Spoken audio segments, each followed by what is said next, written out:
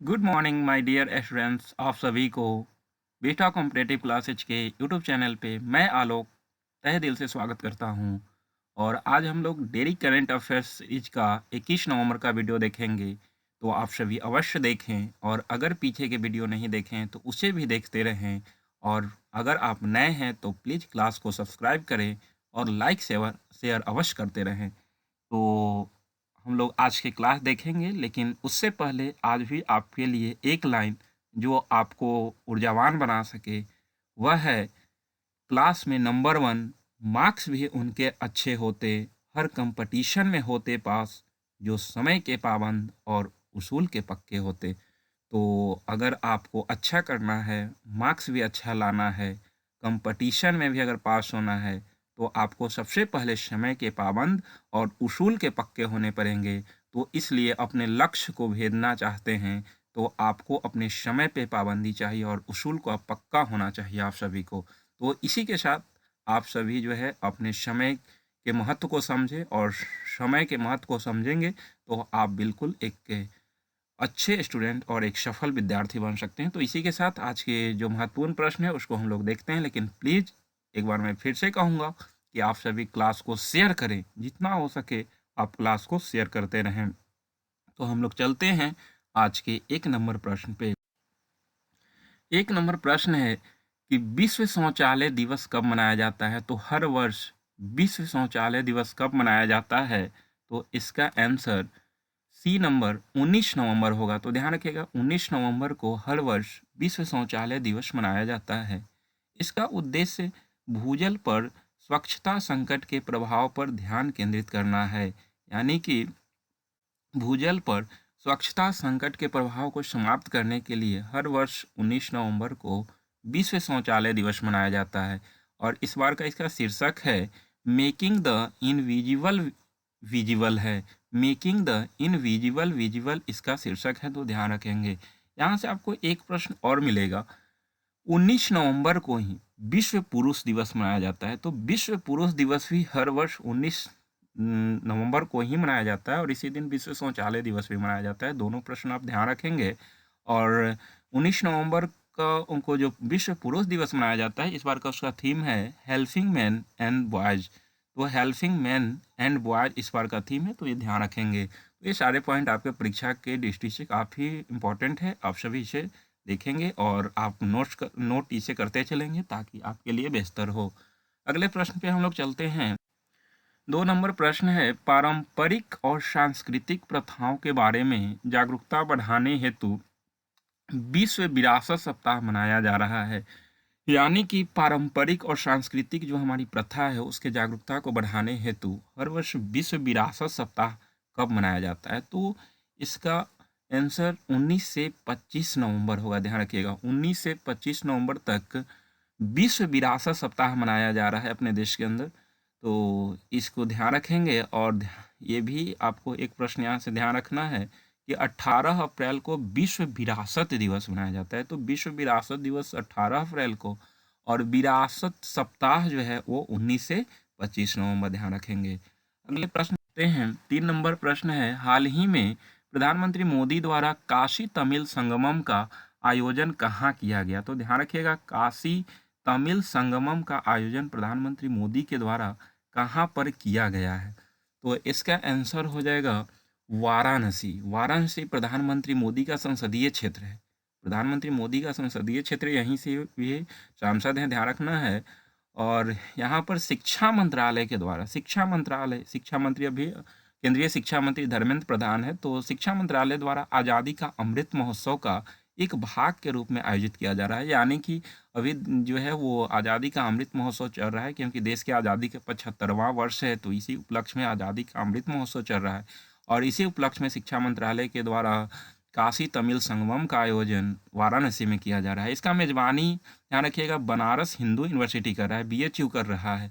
यानी कि काशी तमिल संगमम का मेजबानी कौन कर रहा है, तो बीएचयू कर रहा है। इसका उद्देश्य तमिल विरासत को बचाना और समृद्ध करना है। यानी कि जो तमिल को जो विरासत है उसको बचाना और समृद्ध करना इसका मुख्य उद्देश्य है। और प्रधानमंत्री मोदी के द्वारा यहाँ पर ये भी कहा गया कि तमिल दुनिया के सबसे प्राचीन भाषा है, जो कि काफ़ी गौरव की बात है। तो इस तरह से ये सारे मुख्य बिंदु को याद रखेंगे, जो आपके लिए काफ़ी महत्वपूर्ण है। अगले प्रश्न पे चलते हैं, 4 नंबर। पूर्व प्रधानमंत्री इंदिरा गांधी की 19 नवंबर को 105वीं जयंती के उपलक्ष्य में इंदिरा गांधी शांति पुरस्कार 2021 किस संस्था को दिया गया? तो श्रीमती इंदिरा गांधी का जन्म 1917 ईस्वी में हुआ था और 19 नवंबर को इनकी 105वीं जयंती मनाई गई, ध्यान रखना है। और हर वर्ष इनकी जयंती को ये इंदिरा गांधी शांति पुरस्कार जो है वो दिया जाता है, और इस बार भी जो है वो 2021 का इंदिरा गांधी शांति पुरस्कार किसे दिया गया, तो ये ध्यान रखेंगे। इसका आंसर 1 नंबर हो जाएगा प्रथम एक संस्था है, और इसी को इंदिरा गांधी शांति पुरस्कार 2021 दिया गया, और यह पुरस्कार पूर्व उपराष्ट्रपति हामिद अंसारी के द्वारा दिया गया है, यानी कि यह हामिद अंसारी के द्वारा प्रदान किया गया है। तो ये ध्यान रखेंगे। इंदिरा गांधी से आपको ध्यान रखना है कि इंदिरा गांधी जो है वो देश की पहली महिला प्रधानमंत्री और एकमात्र महिला प्रधानमंत्री रह चुकी है। तो इस तरह से ये प्रश्न पे आप ध्यान रखेंगे, कभी भी पूछा जा सकता है। इन्होंने जो है वो 1966 से लेकर 1977 तक, और फिर जनवरी 1980 से लेकर 84 तक प्रधानमंत्री रही थी। तो इस तरह से लगभग 10 वर्ष तक देश के प्रधानमंत्री के तौर पर कार्य की, और यही अभी तक का एकमात्र महिला प्रधानमंत्री बन चुकी हैं। तो ये सारा प्रश्न को आपको ध्यान रखना है। अगले प्रश्न पे चलते हैं। 5 नंबर प्रश्न है कि हाल ही में अरुणाचल प्रदेश में पहला ग्रीनफील्ड हवाई अड्डा दोनी पोलो एयरपोर्ट का उद्घाटन किसके द्वारा किया गया? तो अभी प्रधानमंत्री मोदी का अरुणाचल प्रदेश का दौरा था, और वहीं पर ग्रीनफील्ड हवाई अड्डा दोनी पोलो एयरपोर्ट का उद्घाटन किया गया। तो इसका आंसर 1 नंबर नरेंद्र मोदी होगा। और ध्यान रखना है कि यह एयरपोर्ट जो है वो पूरी तरह से पर्यावरण को ध्यान में रखकर बनाया गया है, ताकि प्रदूषण से जो है बचाया जा सके। तो प्रदूषण पर लगाम लगाने के लिए इस तरह के जो है वो ग्रीनफील्ड हवाई अड्डा, जो कि पहला हवाई अड्डा है ग्रीनफील्ड, तो इसका नाम दोनी पोलो एयरपोर्ट है, और अरुणाचल प्रदेश में है, और इसका उद्घाटन प्रधानमंत्री मोदी ने किया। और यहीं पर एक और प्रश्न है कि यहीं पर प्रधानमंत्री मोदी द्वारा जो है वो 600 मेगावाट के कामेंग हाइड्रो पावर स्टेशन जो है राष्ट्र को समर्पित किया है। तो एक हाइड्रो पावर स्टेशन को भी देश को समर्पित किया, जिसका क्षमता 600 मेगावाट है, और वह है कामेंग हाइड्रो पावर स्टेशन। तो ये भी अरुणाचल प्रदेश के अंदर है। तो ये ध्यान रखेंगे, आपके आने वाला आगामी जो भी परीक्षा है उसके लिए महत्वपूर्ण प्रश्न है, तो ध्यान रखेंगे। जो भी मैं इस वीडियो में आपके लिए करंट लाता हूँ, जो भी आपको 8 से 9 या 10 प्रश्न मिलता है, वो सारे प्रश्न महत्वपूर्ण है। डेली आप जो है वो 15-20 मिनट दें, ताकि आपका करंट बेहतर हो सके और आप परीक्षा में बेहतर कर सकें। तो इसी के साथ आप सभी देखते रहें और क्लास को शेयर भी करें। जितना हो सके आप लोग क्लास को शेयर करें तो काफ़ी अच्छा होगा। तो चलिए हम लोग नेक्स्ट प्रश्न पे चलते हैं। 6 नंबर प्रश्न है कि ओलंपिक 2024 के शुभंकर के रूप में फ्रीजियन कैंप का अनावरण किया गया। इसका आयोजन कहाँ किया जाएगा? यानी कि सबसे पहला प्रश्न बना कि ओलंपिक 2024 के शुभंकर क्या है, तो फ्रीजियन कैप है। फ्रीजियन कैप जो है वो ध्यान रखना है कि ये लाल टोपिया पुरातन और फ्रांसीसी क्रांति में स्वतंत्रता की एक प्रतीक थी। यानी कि फ्रांसीसी क्रांति जो हुई थी उसमें एक स्वतंत्रता का की खोज की प्रतीक थी फ्रीजियन कैप, ये ध्यान रखना है। और इसी को जो है ओलंपिक 2024 के शुभंकर के रूप में अनावरण किया गया है। तो यहाँ से आप समझ सकते हैं कि फ्रीजियन कैंप है, तो इसका आयोजन कहाँ होगा? तो इसका आयोजन आंसर हो जाएगा पेरिस, जो फ्रांस की राजधानी है, और ये सीन नदी के किनारे स्थित है। तो ये ध्यान रखना है आपको। तो ये इसका आंसर होगा। और आप ध्यान रखेंगे 2020 का टोक्यो ओलंपिक हुआ था, यानी कि 2020 में ओलंपिक जो हुआ था वो टोक्यो में हुआ था। 2028 लॉस एंजल में होगा, और भारत में 2026 में होगा, ये ध्यान रखना है आपको। तो इस तरह से ओलंपिक से संबंधित प्रश्न थे, ध्यान रखना है।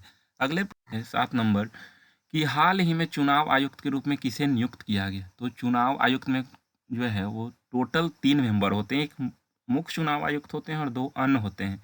तो अभी मुख्य चुनाव आयुक्त जो है वो राजीव कुमार है, और पहले से अनूप चंद्र पांडे अन्य चुनाव आयुक्त में थे, और अभी जो है वो चुनाव आयुक्त अनूप गोयल को नियुक्त किया गया, यानी कि सी नंबर आंसर होगा।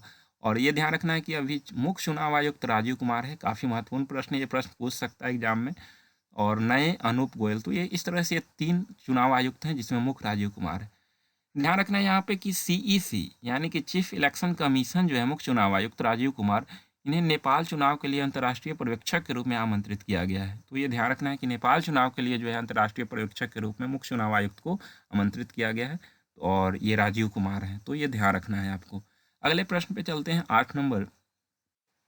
हाल ही में Cambridge dictionary word of the year 2022 किसे घोषित किया है? तो अभी हाल ही में कैम्ब्रिज डिक्शनरी के द्वारा वर्ड ऑफ द ईयर 2022 घोषित किया गया है, जो काफ़ी महत्वपूर्ण है।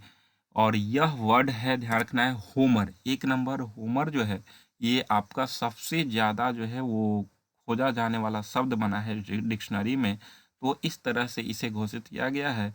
होमर जो है वो लोकप्रिय अमेरिकी खेल बेसबॉल में होम रन को संदर्भित करता है, यानी कि बेसबॉल से संबंधित ये वर्ड है। और कैम्ब्रिज ने यह भी कहा कि शब्द को चुनने का निर्णय प्रसिद्ध खेल वर्डल से प्रभावित हुआ है। वर्डल से यह खेल प्रभावित हुआ है, इसलिए इसे चुना गया है। तो होमर ध्यान रखेंगे। बी नंबर ऑप्शन में है कि जो है वो परामैक्रिसिस जो है, ये Collins dictionary word of the year 2022 बना है। तो ये कोलिंस और वो कैम्ब्रिज, तो ये दोनों प्रश्न को आप ध्यान रखेंगे। कोई भी प्रश्न पूछा जा सकता है परीक्षा में। अगले प्रश्न में है 9 नंबर कि भारत के शीर्ष गैस और तेल उत्पादक कंपनी ओएनजीसी के नए अध्यक्ष कौन बने हैं? तो वायल नेचुरल गैस कॉरपोरेशन के जो नए हेड बने हैं वो कौन हैं? तो ध्यान रखना है, इसका आंसर हो जाएगा अरुण कुमार सिंह इसका आंसर होगा। और बात करेंगे ओएनजीसी, तो यह एक महारत्न कंपनी है। ध्यान रखना है, यह एक महारत्न कंपनी है और इसकी स्थापना 1956 ईस्वी में हुआ था, और यह एक महारत्न कंपनी है। तो ध्यान रखेंगे, और इसके हेड अरुण कुमार सिंह बनने जा रहे हैं। और ये आपका एक महारत्न कंपनी, अभी देश के अंदर जो है कुल 11 महारत्न कंपनियां हैं। तो इस तरह से जो है ओएनजीसी भी एक महारत्न कंपनी है, और इसके हेड अरुण सिंह बने, और इसकी स्थापना 1956 ईस्वी में हुआ है। तो ध्यान रखना है आपको। अगले प्रश्न पे चलते हैं। तो सवाल हमारा जवाब आपका में आज फिर से मैं एक बार स्वागत करता हूं आप सभी को। पिछला वीडियो में मैंने जो क्वेश्चन दिया था, टाइगर स्टेट के नाम से जाना जाता है, तो मुझे बहुत अच्छा लगा कि आप सभी ने कमेंट किया मध्य प्रदेश।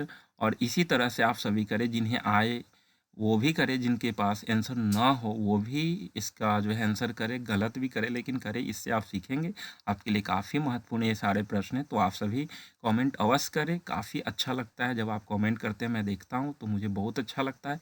बिल्कुल आप सभी करते रहें। तो इसके आंसर मध्य प्रदेश, लगभग सभी लोगों ने सही आंसर दिया, तो मुझे बहुत खुशी मिली। तो इसी तरह से आज का जो प्रश्न है, सवाल हमारा जवाब आपका में, इसमें चलते हैं। तो वह आज का सवाल है, प्रधानमंत्री की होती है, काफ़ी महत्वपूर्ण प्रश्न है कि प्रधानमंत्री की होती है क्या? निर्वाचन, नियुक्ति, मनोनयन, या इनमें से कोई नहीं? तो आज फिर से आप सभी जो है वो इसका आंसर आप कमेंट बॉक्स में अवश्य करें, सभी लोग करें, ताकि मुझे और अच्छा लगे। तो आप सभी बिल्कुल इसका आंसर करते रहें। और आप सभी से मैं फिर से एक बार कहूँगा कि आप सभी से हो जितना हो सके क्लास को शेयर करें, और लाइक सब्सक्राइब अवश्य करें। तो ये सब करते रहें, मुझे बहुत खुशी मिला। आप सब बहुत अच्छे से तैयारी कर रहे हैं। उम्मीद है कि आप सभी अच्छे करेंगे, बेहतर करेंगे। आप में वो शक्ति है कि आप जो है एक इतिहास रच सकते हैं। तो आप बिल्कुल मेहनत कीजिए और अपने लक्ष्य को हासिल करें। और इसी के साथ आज यहीं तक, फिर से मिलेंगे हम नेक्स्ट वीडियो में। आप सभी को बहुत बहुत धन्यवाद। आप सभी क्लास को शेयर करते रहें। बहुत बहुत धन्यवाद। आप सभी को भगवान लक्ष्य की ओर ले जाए, आप सभी को लक्ष्य मिले। तो फिर से एक बार धन्यवाद।